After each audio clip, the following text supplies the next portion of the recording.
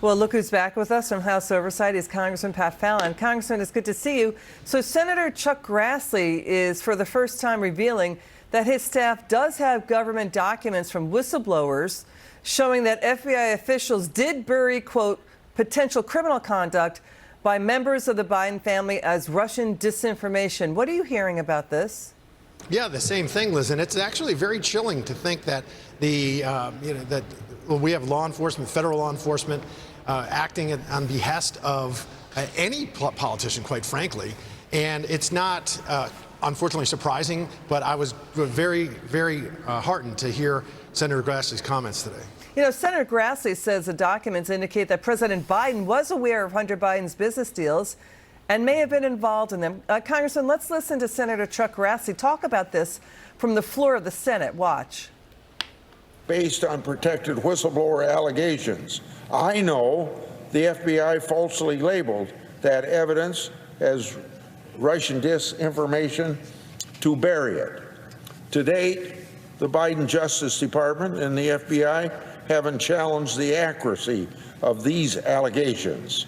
They can't because my staff has independently reviewed records to support the allegations. You know, Congressman, this follows last week's news that an IRS whistleblower, a top agent, claimed at least 2 DOJ officials interfered in the DOJ's criminal investigation of Hunter Biden. So putting this all together, what is going on in D.C.? Well, Liz, we're following the evidence, and we're going to go where the evidence leads us. And every time we find something else, there's yet another thing that's discovered. And let's be very clear here. Joe Biden said in 2019 as a candidate for president that he had no knowledge of his son's business dealings. He built that firewall. And then we find the truth, which is he actually hosted and had dinner with and took pictures with and talked extensively with and met with dozens of Hunter Biden's business associates. So he told a lie. So it begs the question, why was he lying in 2019? And that's why they're dragging their feet and trying to protect the Biden family. But then Senator Grassley also and Senator Johnson say that in the summer of 2020, Senator Chuck Schumer, then Speaker Pelosi, Adam Schiff, tried to squash their investigation into Biden family corruption, sending a letter with a classified attachment to the FBI. Then Democrats asked the 2 senators to get an FBI briefing. After they did that, these senators say the FBI leaked their briefing to the Washington Post that this was all Russian disinformation, and then it was Katie bar the door, Congressman. Well, we know now the truth, right? It wasn't disinformation. And interestingly enough, that was their goal prior to the election. Post-election, we find out the truth. And that's why it's something that we have to continue to pursue.